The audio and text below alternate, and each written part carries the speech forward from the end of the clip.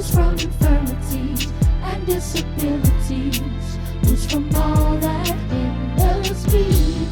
Nothing can hold me now, I'm standing on solid ground. The word of the Lord, I've got the victory over my enemies. Who the Son sets free is free indeed. My chains are broken, thank God I am loose. Oh yes I am, yes I am. I am loose. Oh yes I am, yes I am. I am loose. Hello, my Salem family. I am First Lady Lynette Williams, and I am so excited to present our second character flaw, self-destruction. We had an amazing time with subsequent Bible studies about the character flaw, arrogance. You heard Naomi Higgins talk about the character flaw. If you didn't get a chance to check that out yet, don't worry. You can still visit our website and you can still visit our social media pages to get on that. But now we are on to our second character flaw, which is self-destruction. Marcia Reynolds is a phenomenal woman. She is a behavior scientist. She is an author. She is a coach. She has coached people, men and women alike, all around the world in over 36 countries. She's coached over 100,000 people in any and everything that you can think about. And we have the honor and pleasure of hosting her here at Salem Bible Church. Now, it's time to watch this amazing character flaw presentation. She's coming in her own way. So make sure you grab a pen and a piece of paper and let's take a listen. Even if you want people to see you as a positive person, your brain is a pessimist. It's always looking out for what could hurt you. Its primary function is to keep you safe. The problem is that it is the source of your own self-destruction. It keeps you from being the success you can be. It often hurts your relationships and certainly stops you from being your best self. Hi, I'm Marcia Reynolds, and I've been traveling around the world for 30 years teaching people how they can master their brains instead of being the victims. I've taught in 43 countries and written 4 books, including Outsmart Your Brain. I want to thank Senior Pastor Dr. Joseph Williams for the invitation today, and Pastor Emeritus Jasper Williams Jr., and you, the congregation of the Salem Bible Church. Thank you for allowing me to spend time with you and share with you some things I've learned along the way. So you see, we have this brain called the threat brain that's always on alert. It's always there, even when you're sleeping. That's why we have that fight-flight response every time your brain thinks there could be harm. And this isn't just physical harm, this is mental harm as well. It wants to keep you safe, not have you be brilliant or even to be the greatest success you can be. You have to be able to create self-awareness so you can tell your brain what to do instead of it automatically stopping you from being your best self. So you see, the brain is a box of stories. So not just is it looking out for things that could hurt you, but it's also reacting to the stories that you hold inside your brain. And particularly the stories where you had a difficult time in your life. Like maybe you gave somebody your best idea and they said, "Nah, that's stupid." Or you came in second place and you were so proud of yourself and your parents said, "But you didn't earn first place." All these little stories that we lodge in our brain about times that were disappointing and frustrating or scary. The brain recalls that. And it creates our reality of what we see as safe or not. So we live by our stories, but the brain, again, is always giving them a negative slant. We assume the worst. We fear mistakes. We sabotage our growth because it could be painful. Even success could be painful. I mean, maybe you've been given a promotion and all of a sudden you realize you can't do it. It's too much. And then you worry you will fail. The brain's always looking for those darker moments and saying, no, no, don't go there. So we have to look inside our stories. If we want to claim the gifts we were given, the talents we were born with, to honor these by sharing them out in the world, we have to really be able to master our brains and tell our brains that it's okay if I take a risk, because I'm bringing what I've been given out into the world. So in order to activate your faith and your trust that things will turn out okay, and your free will to do the best for yourself, you have to truly master your brain. You have to understand, to see the stories so you can go beyond them. I mean, you can't see outside of the box until you see the box. It's the same with the stories. You have to look at what is the story I'm telling right now and what else is possible. And that's what I'm going to share with you today. So we have to work on creating new habits of mind. And this starts with emotional awareness. We have to be aware every moment of what we're feeling, so we know if we need to shift our emotions, which will then shift our behavior. But why is this difficult? Well, think about it. What were you told about emotions growing up? Did people say, oh, it's okay to cry? Probably not. For boys, it's like, no, don't show your emotions. You have to be tough. But girls as well, they'll think you're weak if you show your emotions. And so we grow up not even being aware we're having an emotion.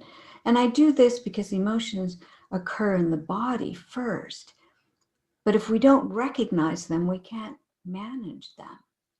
So we have to start with an awareness of emotional reactions in order to be able to catch them and shift them. The problem is that 300 years ago, there was a shift in philosophy where Descartes and his group of people said emotions aren't important. He's the man who said, I think, therefore I am. And they said we must operate by logic. But the problem is that emotions are first, and then there's logic. And so emotions totally filter and distort what we think is logical. And it wasn't until the last few decades that we started to understand this. In fact, it wasn't until 1995 when we had a brain scan and recognized we don't activate logic first. Our emotions are first activated, and they impact our logic. So this shift in philosophy really kind of hurt our growth, stunted our human development, our mental development for many, many years. But now we have the possibility to move beyond that and to truly claim who we are and bring that out into the world. So emotions move through your body, and then your brain interprets what's happening.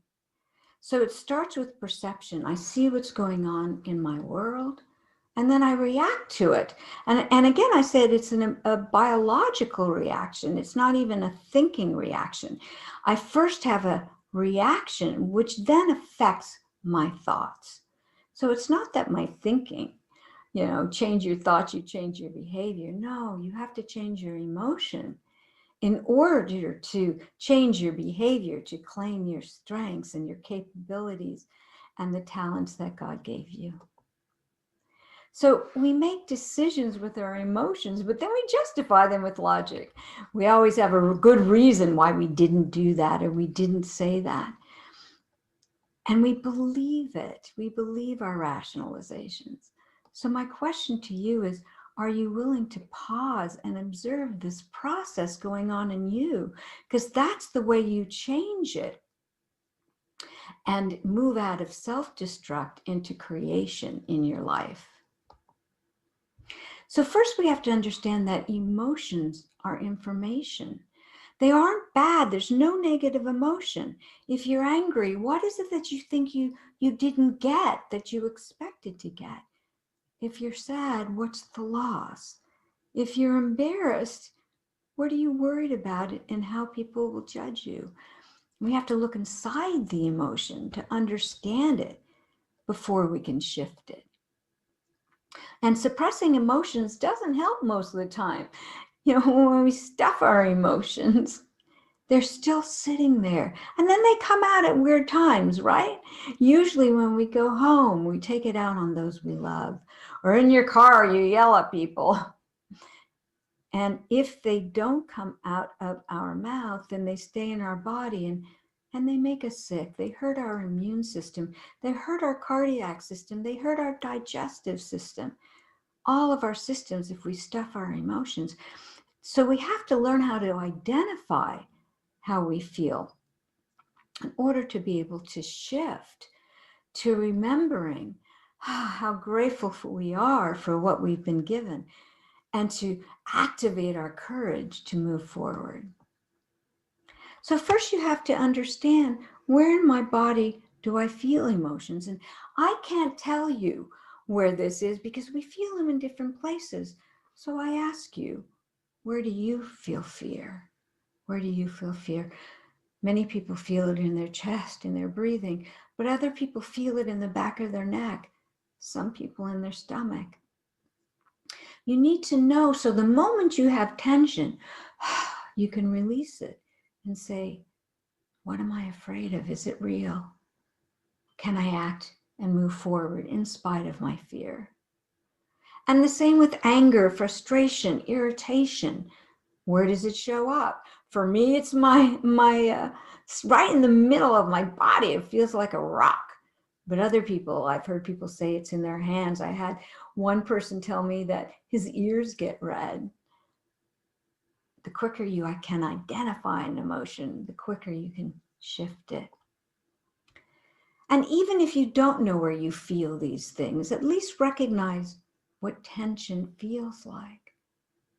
But the more that you can identify what the emotion is, then the better you can understand it, the information it's giving you, so you know what to do to move forward. So where do you feel frustrated?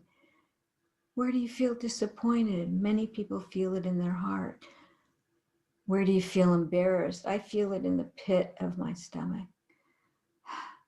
But also know, where do you feel strong? Where do you feel confident? So you can access that and bring it forward. And where do you feel love?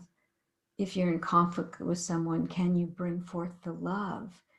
And remember what it is you really feel about this person, so maybe you can find a way through the tunnel together.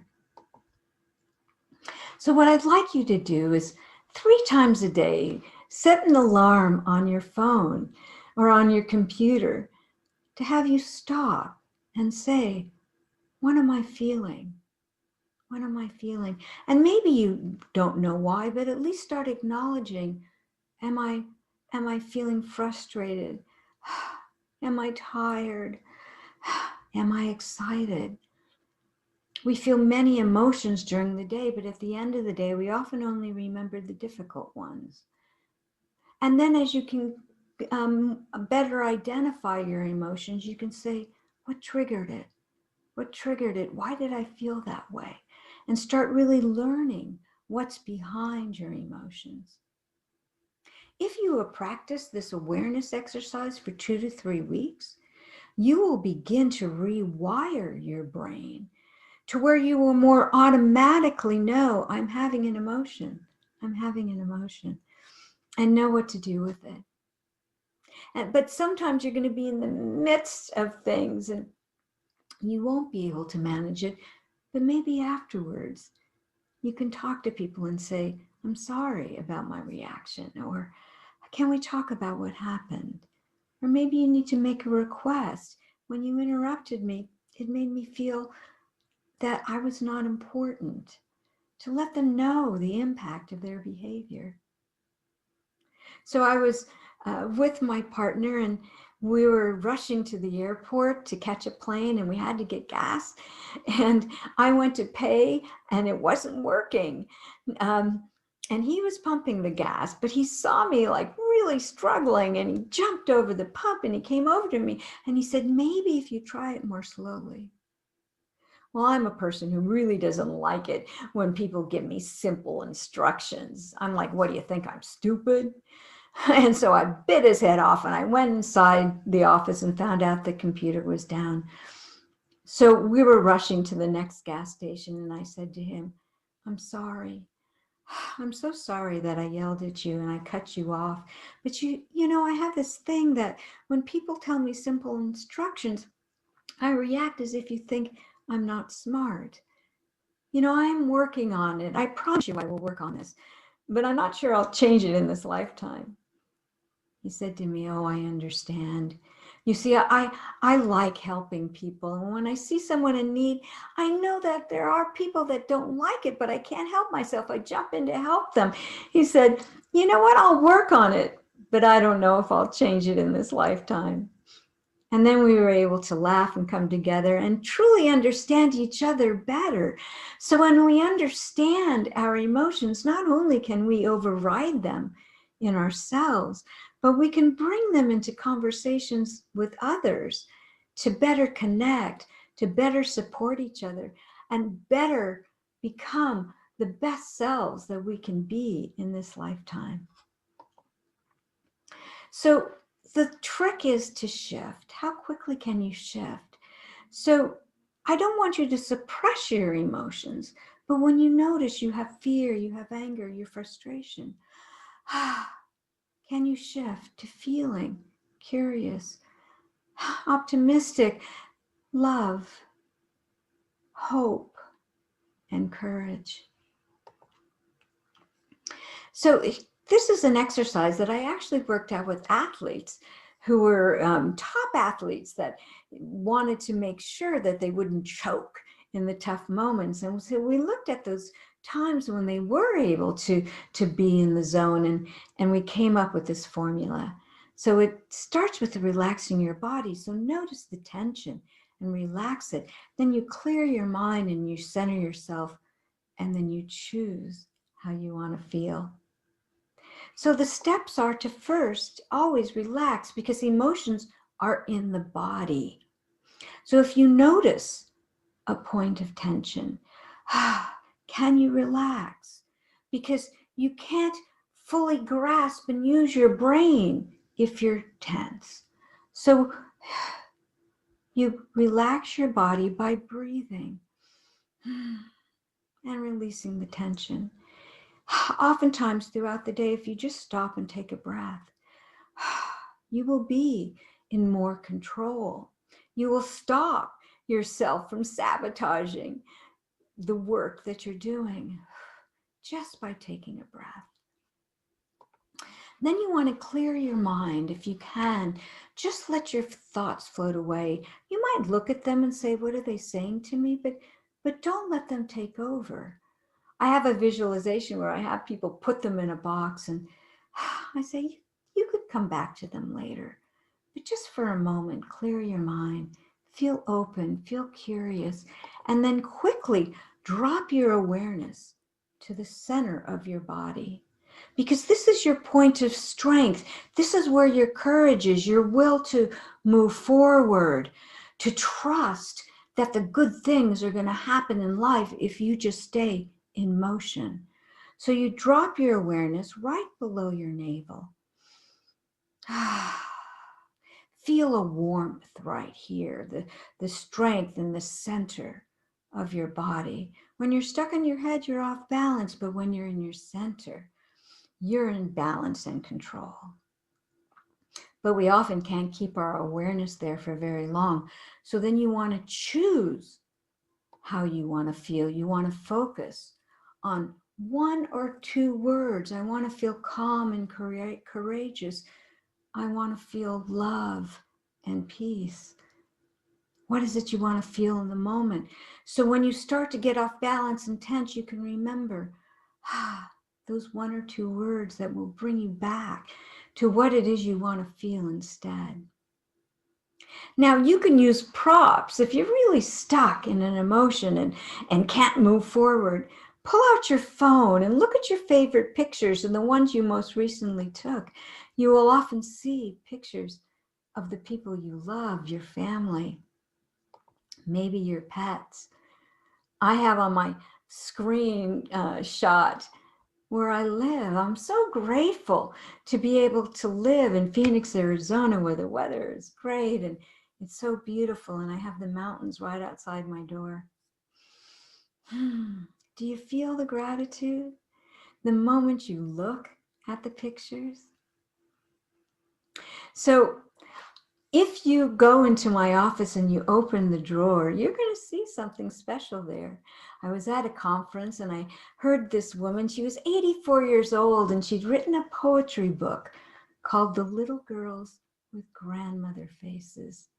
And she was talking about how she was reclaiming her youth in her old age and realized that she'd lived her life by many rules that she never questioned. Like, she had bags and bags of photographs that she'd never thrown away. These days we don't have photographs, but we keep all these pictures on our phone or our computer and we never look at them. So she said, I had to downsize, so I had to get rid of those photos. So I started taking them, and every time I wrote a bill, paid a check to the utility company or the phone company, because I don't do that thing online, I'd take a picture and put it in the envelope and send it off.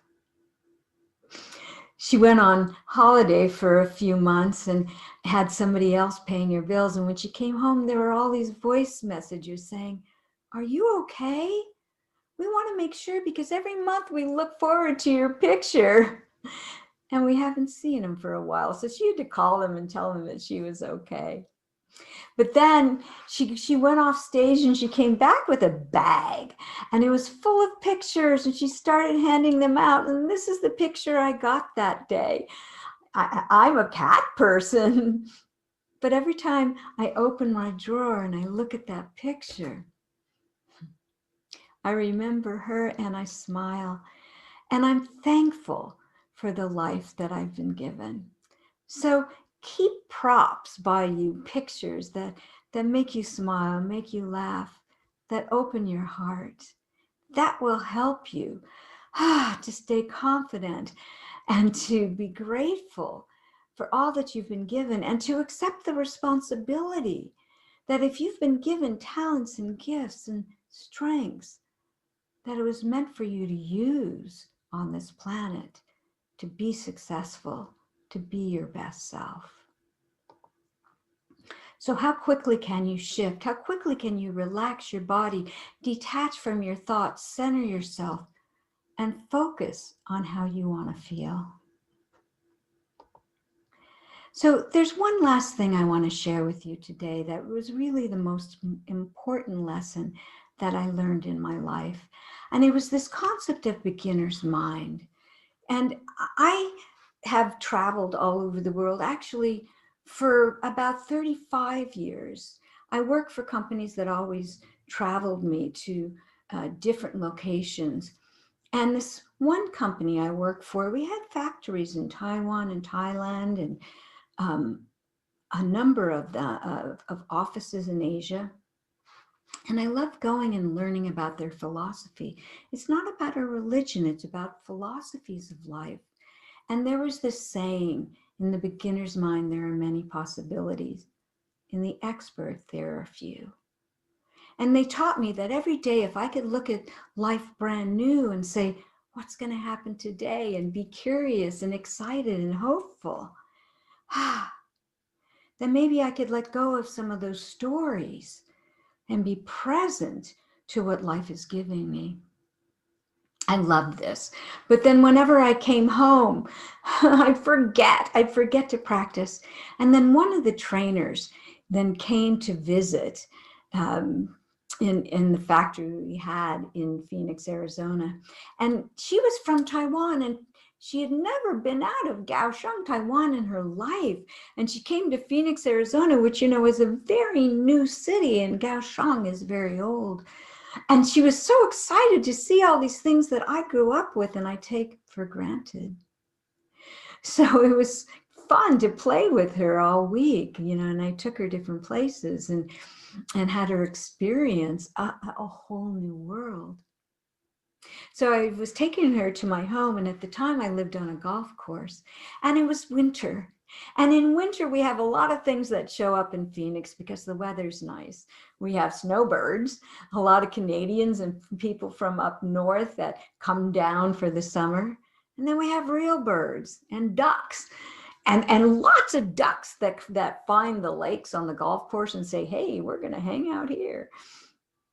So as I was taking her to my home, she looked out on the golf course and saw the lake and saw all the ducks. And she said, oh, wow. In Taiwan, that would be free dinner. I'd never seen the ducks like that. In fact, where I live, we had signs that said, if the ducks cross the street, you need to stop. But that was her perspective. And it was a different way of looking at things. So I explained this to her and we laughed. But by the end of the week, I was fairly tired of the game. In fact, it was late. It was already dark outside. And I wanted to get her back to her hotel. I mean, this was December. It was a little cold. And so we're driving and there's all this traffic because all those snowbirds are on the road when I'm trying to get home. And she starts screaming. And I look over at her and she's not upset. She's excited. She's looking out the window and I see what she sees. You see, it was December. And what do we have in the United States that they don't have in most of the world? It's Christmas lights. She'd never seen houses lit up like this in her life.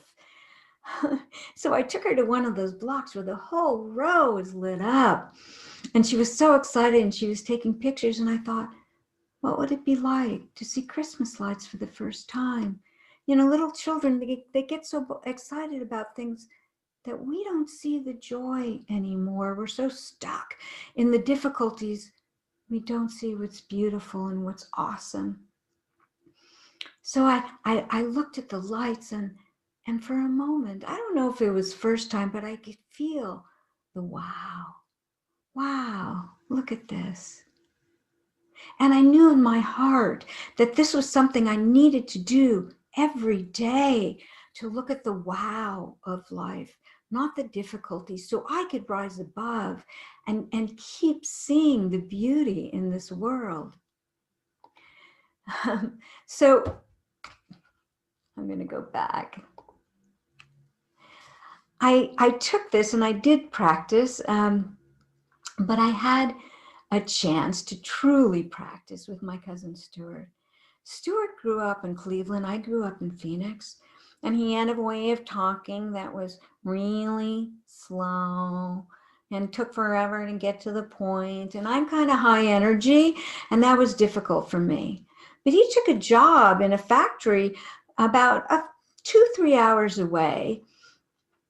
But I still never got down there to see him. And he got married. He met a woman in Mexico. They had 3 children. Then one day I got a phone call. Marcia, They're moving me to a factory right near you. My family can't come for 3 months. Let's go to dinner. So Tuesday night, I found myself in a Chinese restaurant sitting across from my cousin Stuart. And I thought, I'm going to practice beginner's mind. In fact, I'm going to take it one step further, and I'm going to find something amazing about Stuart. So he's talking about the factory and they have to shut down and retool it. I'm trying. And finally, the waitress comes over to take our order. And he looks up at her and starts to order in Chinese.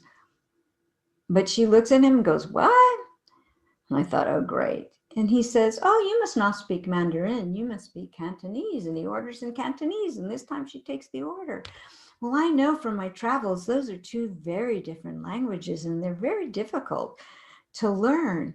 And I also knew he spoke fluent Spanish. He spoke it with his wife. I said, Stuart, you must have taken many languages in school. He said, oh no, I run factories. I just listen to people and I pick it up. I've taken Spanish 6 times and know about 6 words. I was amazed. And all of a sudden I saw Stuart in a different way. My story about Stuart changed. He was an incredible man. And that's what we can do with our stories about every difficulty we face. We can shift the story. We can see beyond it. We can see what's possible. We could see that even if we move forward with our fear, something good could happen. We have to have that faith. I'm so lucky that I had that opportunity, because 6 months later, Stuart was in a house in Mexico and a heater overturned and he was asphyxiated.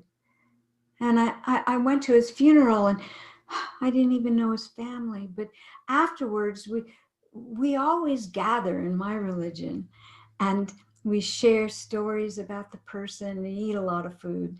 And I shared the story I just shared with you, and everyone said, oh yeah, that was Stuart. And then his mother, my aunt, said, did you not know? Stuart wrote music. He wrote stacks of folk songs. He wrote 3 symphonies and never took a music lesson in his life. He wrote poetry. He wrote lyrics for all those folk songs. And he changed his religion, and I didn't like that. But then I had the opportunity to drive with him all around Arizona and watched him teach his philosophy of love to the children. And I promised her at that moment that every chance I had, I would share with people my Stuart story. So you can see too that we have to get beyond our stories. We have to see the awe, the beauty in the world and the people in front of us, which allows us to see the beauty, the strength, the gifts we have in ourselves. And that's what I want for you. That's how you overcome your self-destructive habits. As your threat brain tries to protect you, you could say, not today, brain. Not today. Not in this life. Because it's a wonderful life and I'm going to fully live it. So I ask you, what 2 things do you want to remember? If you don't, write yourself 1 or 2 action steps that you're going to take after you listen to this. You may not do it. You might have liked my stories, but you won't change. So please commit to doing 1 or 2 things, to noticing your emotional reactions in your body, to telling your brain, it's okay, brain. Everything is good. What 2 things will you do? You see, emotions reflect aliveness. We can't stuff them. You cannot feel great joy if you haven't experienced loss. You can't feel love if you haven't experienced disappointment and maybe heartbreak. We have to experience all of life, the life we've been given, the journey we're on, to be fully alive and take advantage of it. That's how we master our brains. That's how we tell our brains what to do instead of our brains overpowering us. If you want more information, you certainly can look at my book, Outsmart Your Brain. It has all kinds of things for you to do, but you can find a lot of these things on my website, covisioning.com, lots of tips and tools and assessments you can take to help you. And if you ever have a question, you can email me at Marcia@outsmartyourbrain.com. I'm here to support you, to bring into this life that we all in our community can be our best selves together. Again, thank you for the opportunity of presenting to you today. Well, Salem, I am back. How amazing was that presentation? Hopefully you took feverish notes hopefully you have at least one takeaway from that presentation. So again, as a small recap, we have already had the first character flaw of arrogance with Nakomi Higgins. We have just had an amazing presentation in her own way, Marcia Reynolds, talking about self-destruction, but we have more amazing things coming up. We have Bible studies, we have future character flaws, we have 7 in total. So we've done 2 and we have 5 additional ones. So make sure to visit our website at www.salembiblechurch.org, as well as our social media page, facebook.com/Salem Bible Ministries. Now, we have a lot of amazing things coming up. Like I said, the Bible studies, we have workshops, worksheets, we have so many things for you. So please be sure to stay tuned, and we'll see you next time. Thanks, Salem. See you later. I am loose from infirmities and disabilities, loose from all that hinders me. Nothing can hold me now. I'm standing on solid ground. The word of the Lord. I've got the victory over my enemies. Who the Son sets free is free indeed. My chains are broken. Thank God I am loose. Oh, yes I am. Yes I am.